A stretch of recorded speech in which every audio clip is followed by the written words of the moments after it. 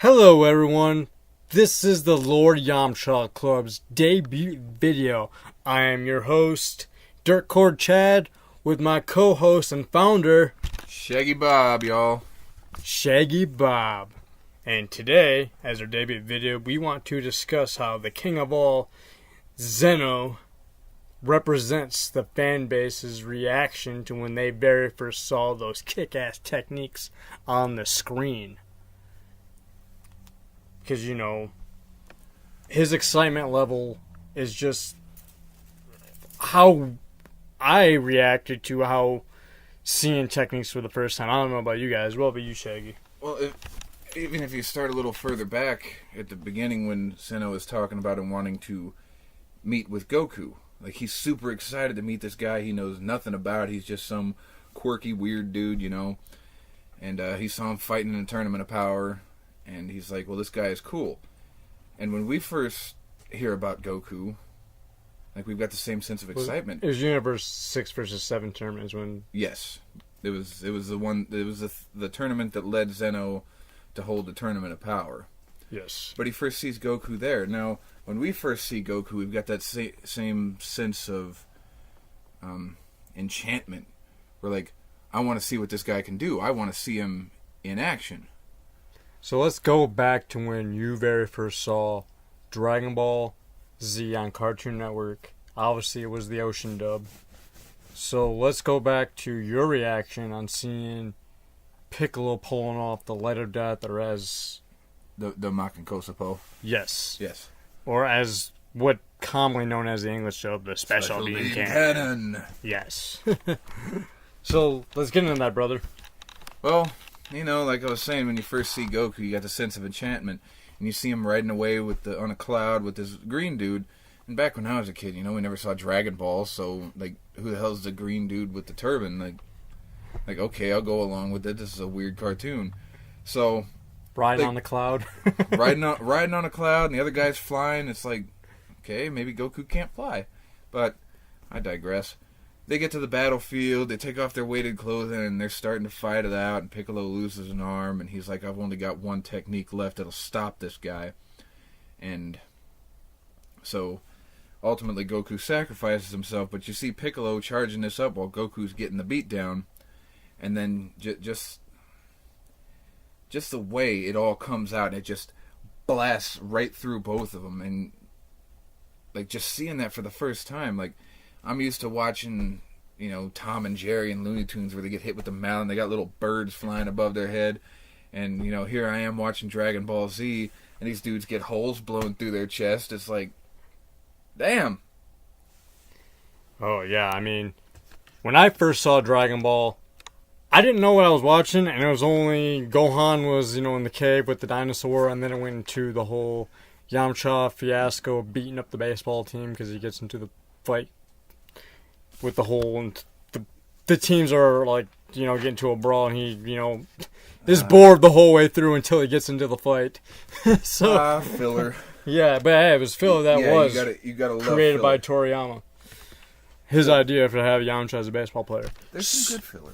Yes, I agree.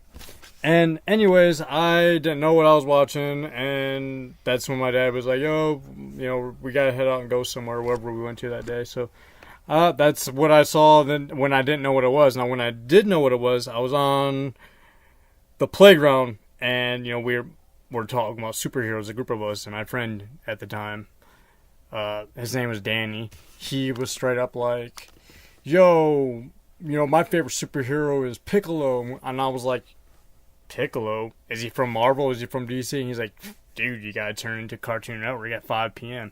So, when I got home, I turned on Cartoon Network about an hour before, you know, Dragon Ball Z kicked off, and that's when the whole, you know, Toonami got introduced to Toonami. Piccolo. So then, you know, Recoome is facing off against Vegeta, that good, badass, fucking intense Ocean dub score produced by Ron Wasserman. Not Shuki Levy, Ron Wasserman, the guy who made Goku Power Rangers, is the dude who produced, written the whole entire Ocean dub score. I have proof of that, which will be in a later video. But yes, that intense music's playing, and seeing Recoome for the first time use the eraser gun, and my eyes just lit up, and I was like, wow, neat. Just like Zeno in the Tournament of Power. And then you watch, like, Krillin stomp on his head, and it blows out his nose, and then Gohan saves him, and this whole thing. Like it's so intense, you kind of forget that in the world of Dragon Ball, it's all happening in a split second. Right. It's like, boom, I got you, Vegeta. Let's go. And like, I totally agree with that, because the color palette they use in it is amazing. Mm-hmm. And the way they make everything just pop, and you're just like, oh, Okiwane, like Zeno, basically. So do you think that when Akira Toriyama was coming up with the concept of Zeno working with Tatario, because I'm pretty sure they worked together on this guy, because Tatario has been doing a lot more things than what we thought he did with the manga originally. So do you think when they came up with the concept of Zeno, it was to represent the fans who saw Dragon Ball for the first time, and their reaction and their mouth dropping open like a old school black and white Felix the Cat cartoon? It's hard to say. It could be a yes and a no, because us down here on the other side of the screen, like, we don't know what Akira Toriyama's thinking. We don't.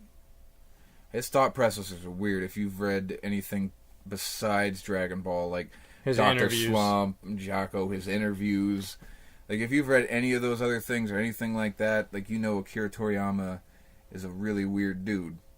So you never really know exactly what he's thinking, but based on speculation, it'd probably be a pretty good chance, because he's, let's see, take what was it, episode 105, for instance.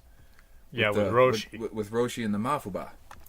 And, all the other guys, they're like, oh, well, he's using an item, and you gotta think, like, later on, as you went to watch Dragon Ball, and you saw Roshi using the Mafuba, and the way it was like, wah! Sucking him in and throwing him into was it a rice cooker that he threw him in? Yes, sir. So he throws him in there, and when you're watching that, and you're just like, that is so cool.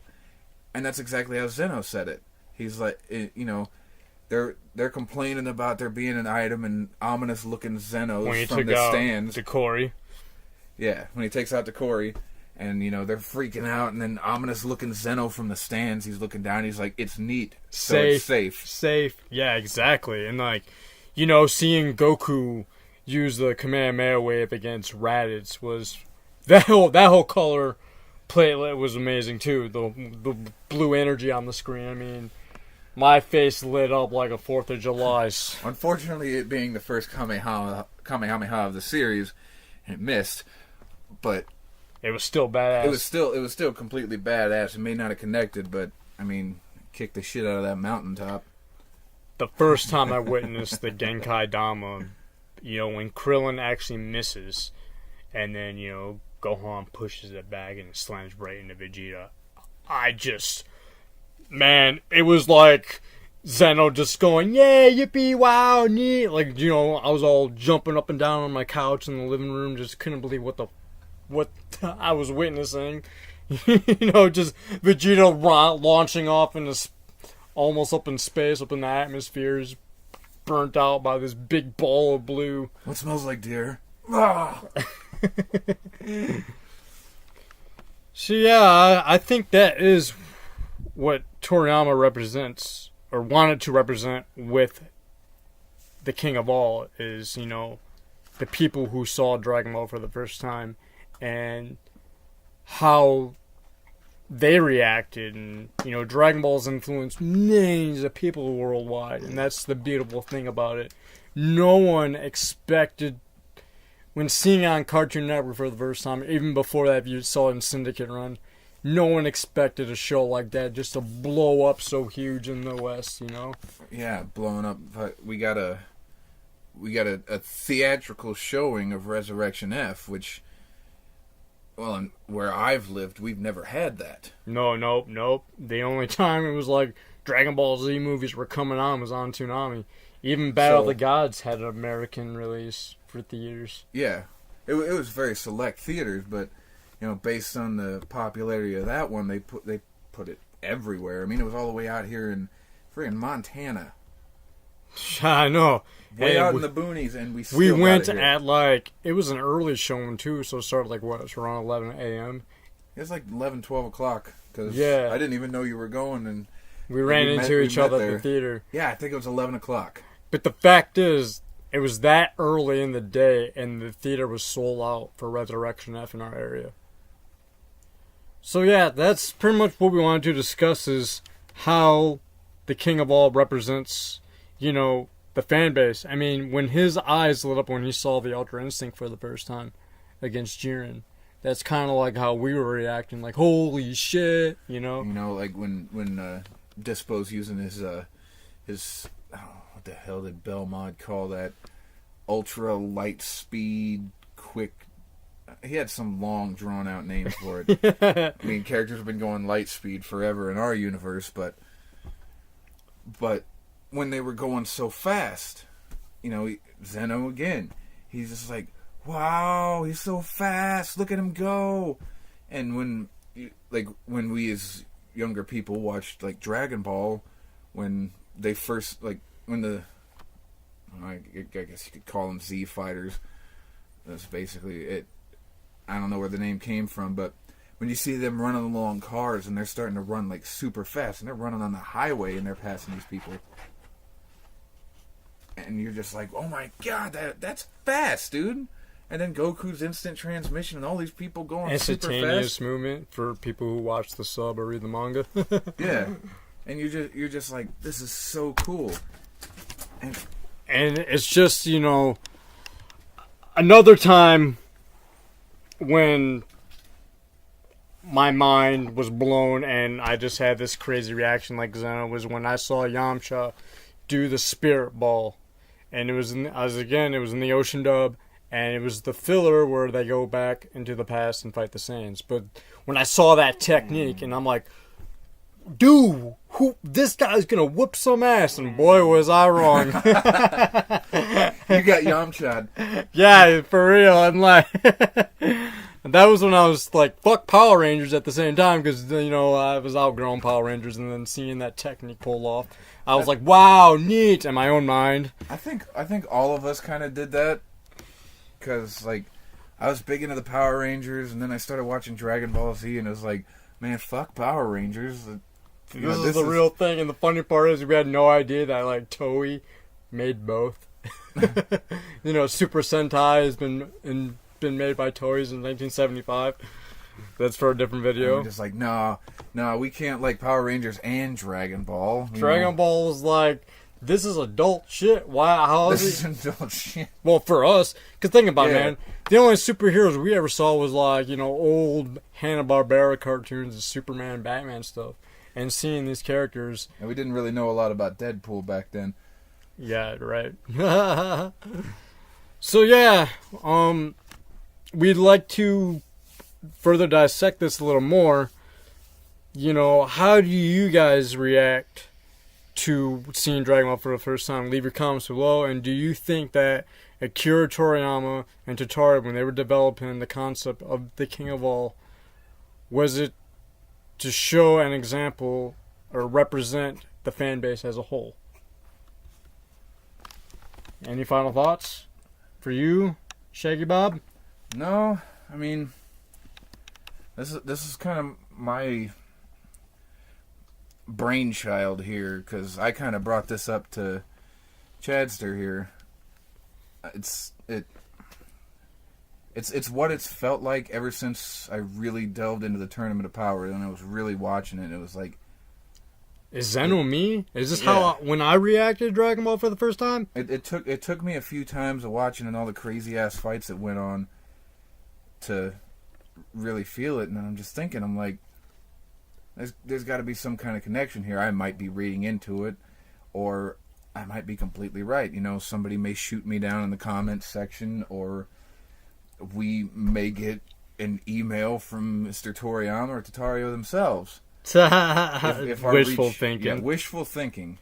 You never know. But again, to wrap it all up, this is just purely speculation. You can tell me I'm wrong. It's not going to change my mind. You can tell me I'm wrong, but at the end of the day, I will hold to the fact that Zeno is a representative of the kid us as fans, and just marveling at everything we saw and growing up with it and just watching things get more and more intense. And that's what the whole Tournament of Power was, is you watched power levels and walls being broken down, and fusion and Ultra Instinct and the level beyond Blue, and watching the humans get some shine, and watching people who haven't gotten a shine since Dragon Ball, and they've had whole episodes dedicated to them before the Tournament of Power, and everybody played an equal part. Right. And yeah, Krillin Tien, they got knocked off early, but whatever. Krillin still took some guys out. Yeah. Tien took a guy out, and Roshi was a beast. Oh yeah, man! I was all wow and neat all over the screen, brother, in my mind. When I was King Zeno right there, man. Right when all that stuff was unleashing with Roshi. So yeah, we feel that in the end, Toriyama tutorial when coming up with the concept of Zeno, that it represents the fan base. So our next video will probably be dissecting the character Launch, or as the dub goes, Launch. Where she's been and why Toriyama should bring her back. Because to me, I felt that Tien Shinhan and Lunch should have been a couple by now. That's my perspective on that. But yeah, now he batches it up with Chaozu. And like dozens of other bald guys. So this is the Lord Yamcha Club signing off. Dirtcorechad and ShaggyBob.